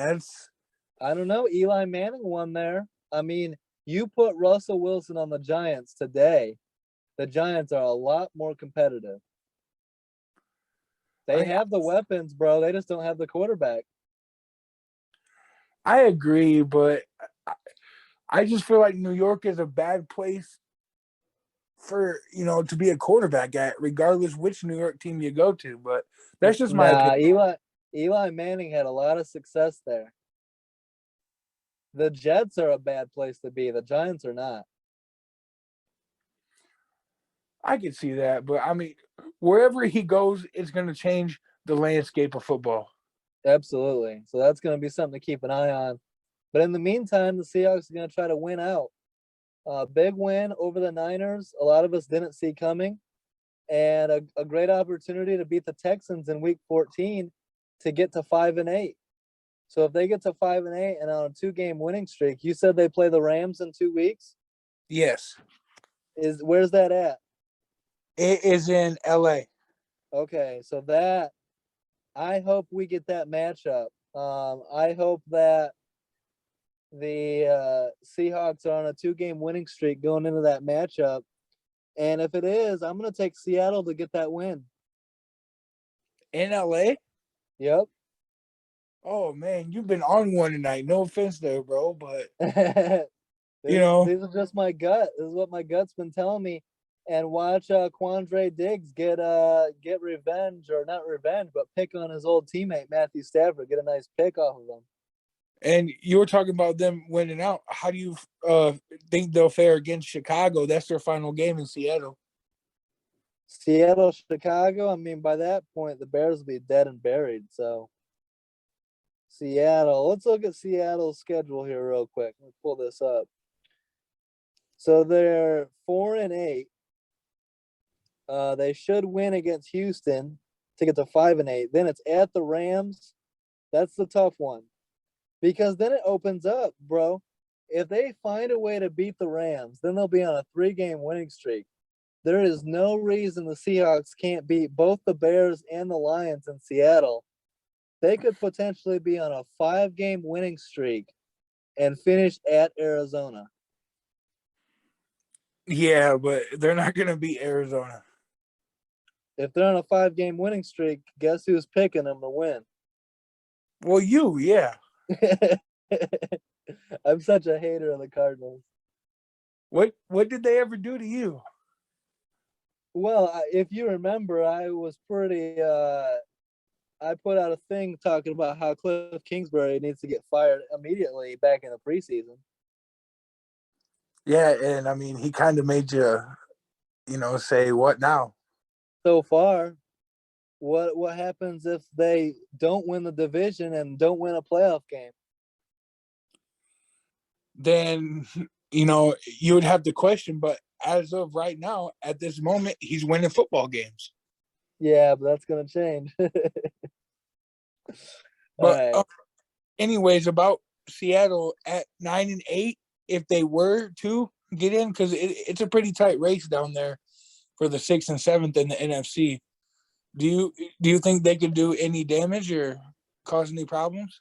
They could. I mean, so what do we always say? It's not how you get in, or um it's not how you get in, it's how you're playing when you get in. And it's like we've seen teams get in as the 6th seed, the New York Giants, the Green Bay Packers, playing their best football at that moment and go on these runs. And that's when we see the 6th seed go and win a Super Bowl.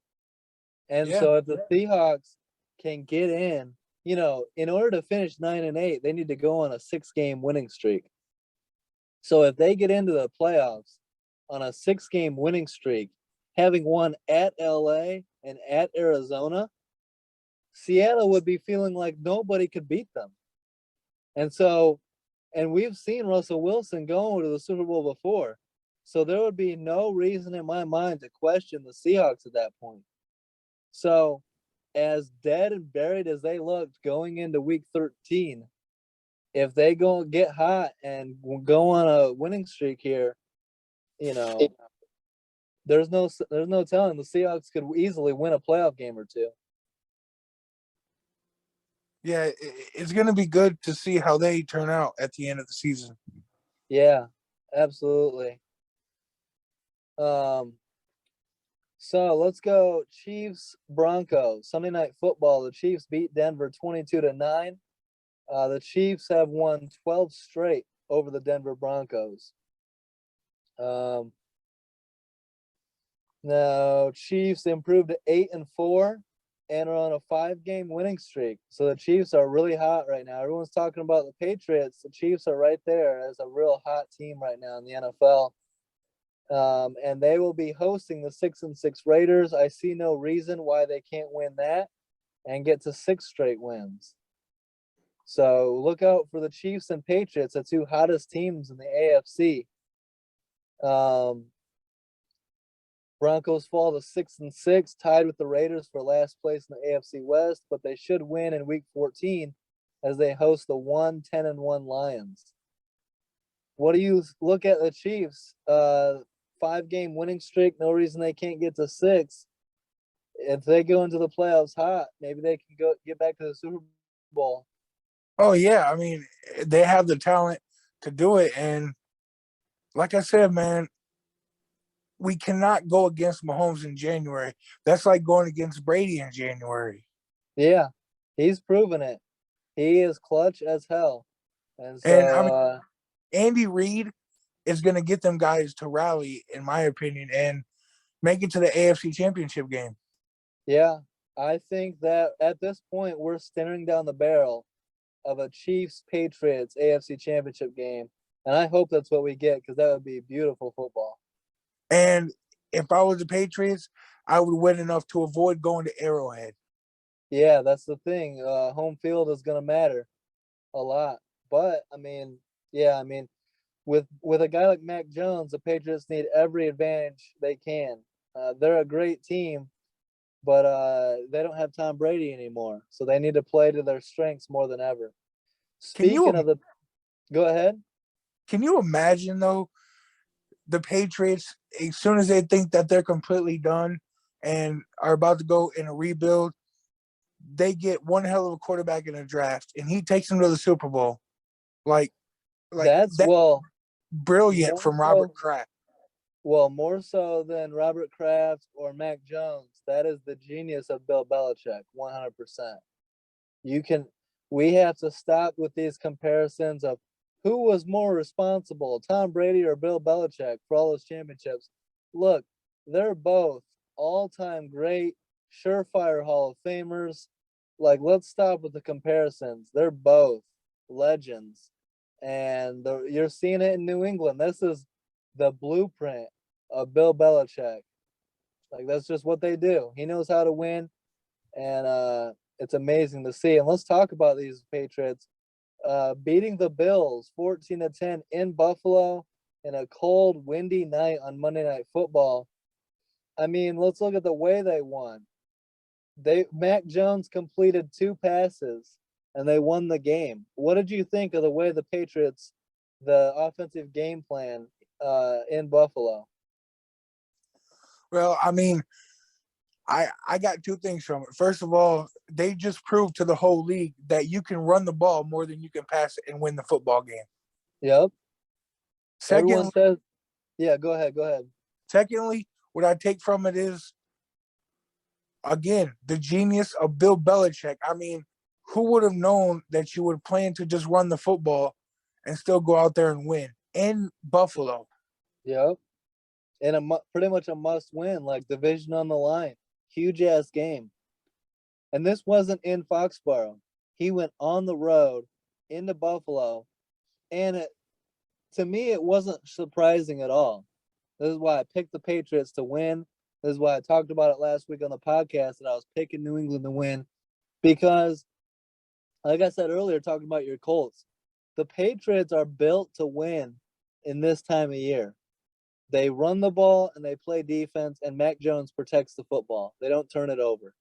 And that's the Bill Belichick way.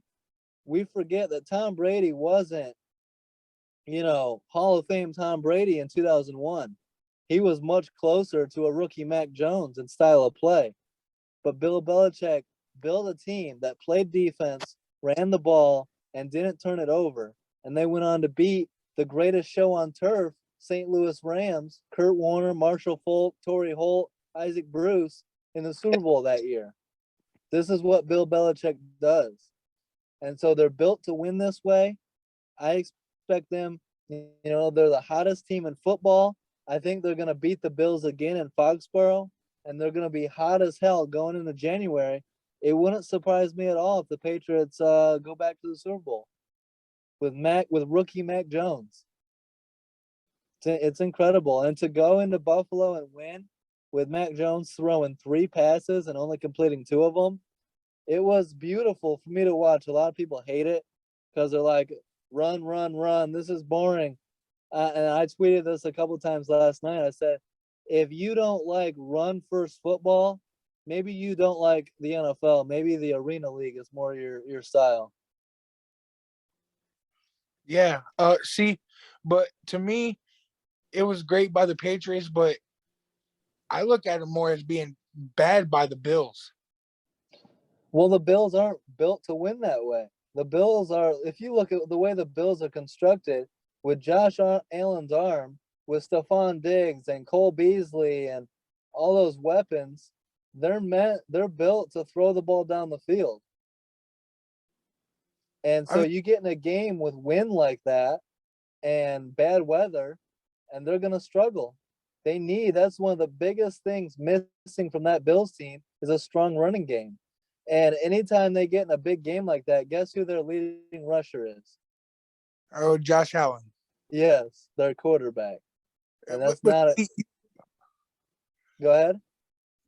They have to be able to stop the run, and they couldn't do it against Indianapolis. They couldn't do it against the Patriots, and they couldn't do it against Derrick Henry and the Titans. And then Sunday, they got another beast at running back, Leonard Fournette. You have to be able to stop the run.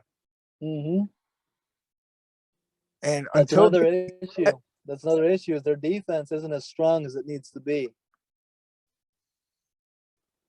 It's a good pass D. It's not a great run D.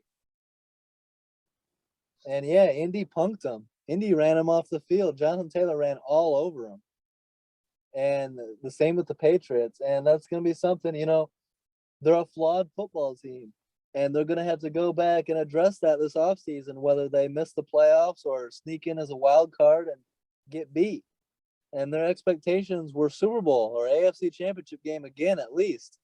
And if they miss the playoffs, Buffalo's going to be like, what the fuck? What happened? Yeah, well, there's plenty of decent running backs in the draft. So go get you somebody who can run the football. Exactly. Let's see. Who's the last quarterback to win a football game with only 2 completions? You should know this. Uh, did it happen last year? Nope. Last time it happened was 2011. Oh man, you put me on the spot. Okay, I give up. Tim Tebow. Oh, duh. Oh my goodness. Okay. I was like, if you think about it, it makes sense. With those Denver Broncos, he No, was 2 for 8 passing, and the Broncos beat the Chiefs 17-10.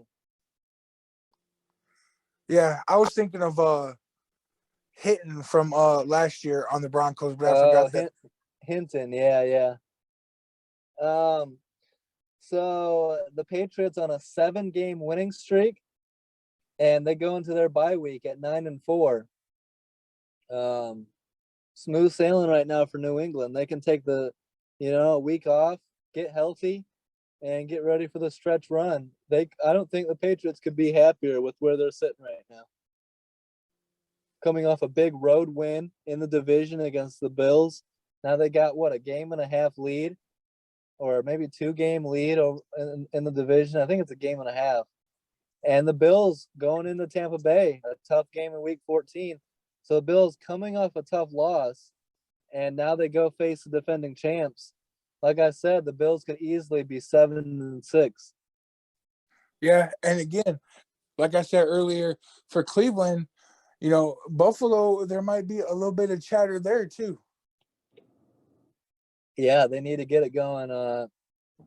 If they can find a way to win against Tampa Bay, that would do a lot to help them out. But I just don't see it happening. So Yeah, the NFL is very fluid right now. It's a lot of fun. So many of these matchups are must win. I mean, you could debate that the Bills at the Bucks is a must-win game for the Bills. If you fall to 7-6, and you've got the Dolphins on a winning streak right behind you, a game back, the Dolphins are going to be in your rearview mirror, and it might cause the Bills to choke and end up third in the division or something. and the Dolphins got the defense too. They're another underrated defensive football team. Absolutely. So let's look at Week 14 matchups. Let's go over them again. Steelers at Vikings, great game. You said you're picking Vikings?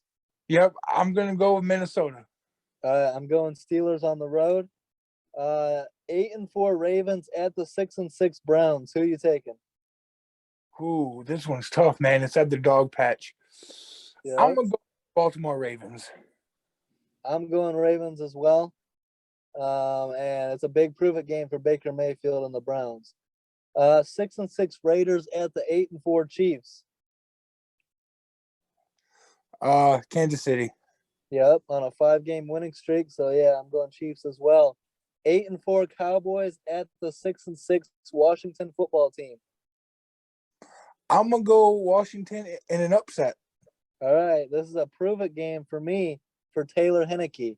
If he wins, like I said, I'll give him some respect for a big win over the Cowboys. I'm going Dallas though. 6-6 Niners at the 7-5 Bengals. Pretty much a must-win for both teams. You know what? Call me crazy, but I think San Francisco pulls it off. Yeah, I'm leaning San Francisco too. Yeah, this is a very tough one. Bengals coming off what? Did the Bengals? Yeah, the Bengals got beat by the Chargers. Joe Burrow hand injury. I'm going Niners as well. That's a very tough one though. I could see that going either way. And then the 7-5 Bills at the 9-3 Bucks. Who you taking? Ooh, man, this one's tough. I think the Bills are gonna bounce back. Okay, I like the pick, but I don't see it. In no way do I see the Bills going into Tampa and getting this win. I got the Bucks. So that's a good one. And then we should do some sort of a bet, or how are we gonna do this for Rams Cardinals? Because I'm telling you, bro, I'm gonna be right. And you how impressive is this gonna be if I am right about the Cardinals? I mean, it would prove to everybody, that you know what you're talking about. Because have you heard this take from anybody other than me? No, Like, you don't hear anybody in the national media saying this about the Cardinals. Nobody is willing to say the Cardinals are a fake or a pretender. everybody is high on Arizona. Yep. I believe it. It's not just like a hot take or a bold prediction that I'm like hoping I get right. I strongly believe it in my core to be facts that the Cardinals are pretenders. I believe that they will probably still win the division, but they might not. The Rams might end up winning that division. And most importantly, I believe the Cardinals will not win a playoff game this season. All right, so here, when you get back to this area, drinks on me. If All right, so yeah, the if I'm right, you gotta buy a drink. If you're right, I gotta buy a drink. okay, All right, sounds good. So Monday Night Football is a big step in that direction. Like if you're right, then the Cardinals should take care of the Rams, get to 11-2, stay hot, and pretty much put this division away. If I'm right, the Rams should go into Arizona, surprise a lot of people by handing the Cardinals only their third loss of the season, and tighten up that division down to a 1-game lead. Who are you taking? Arizona. All right. And you've heard me, right? You even got on me on Sunday by saying you're like you don't believe in the Rams, right? Like you were saying I'm kind of down on the Rams, remember?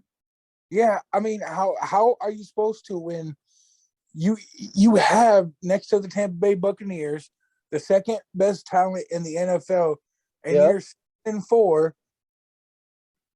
There's just Yep. I just don't see it.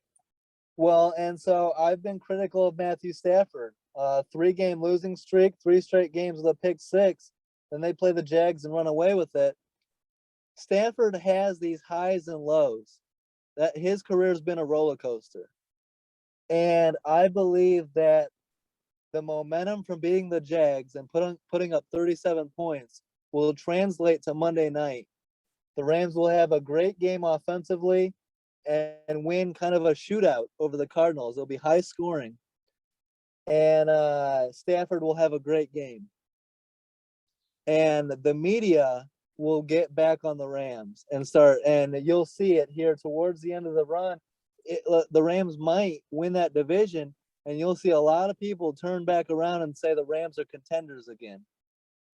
And so this is why I believe the Rams will win on Monday night. Yeah, and I mean it'll be both. The media will get back on the Rams, and then again, like they'll start talking about, well, is Cliff Kingsbury really the guy? Yeah, but I think the national media will be more so high on the Rams and just say the Rams are, what we thought they were, contenders, and the Cardinals are also contenders. I don't see anyone turning around to the way that I am, willing to hate on the Cardinals the way that I am and say that they're frauds. All right, call me crazy. This Cardinals team right now is better than the Kurt Warner Cardinals team. No way. More That talent. Cardinals team had Kurt Warner, Edgerrin James, Larry Fitzgerald, Anquan Bolden. That was a loaded Cardinals team. DeAndre Hopkins, AJ Green, Zach Ertz, All right, James. I'm gonna say something that's gonna frustrate some people. Kurt Warner, and he was older Kurt Warner at that age, greater than what Kyler Murray is right now. That's hard to argue. Big game winner. Kurt Warner had proven it. Super Bowl MVP, right? Didn't he win Super Bowl MVP? I believe he did. Yeah, with the St. Louis Rams. So Kyler Murray has to prove it to me. The Cardinals have to prove it to me. If the Cardinals win and not only win in January, but go on a deep playoff run, I'll give them their due respect. But until they prove it to me, I don't believe it. So I'm the Cardinals hater. We can even make a clip of this. But I can't wait. Monday Night Football, must-watch game. Rams at Cardinals. I can't wait. Appreciate you coming on, Dustin. This was a lot of fun. Thank you. Real quick, over under 60 60 what? points. Do you think For that game? Yeah. Yeah, I agree. I think it'll be a shootout. And I think Stafford and Cooper Kupp will be doing damage. And OBJ will probably have a big game as well. All right. So, all right, looking forward to that. Don't forget to like, subscribe, leave a comment. We got some big interviews on deck coming up, so stay tuned for those as well. And the playoffs right around the corner. This is, playoffs are here right now for a lot of these teams. Must-win football. So stay tuned. Dustin, thanks for coming on as usual. And Yes. have a great week, guys. Peace out.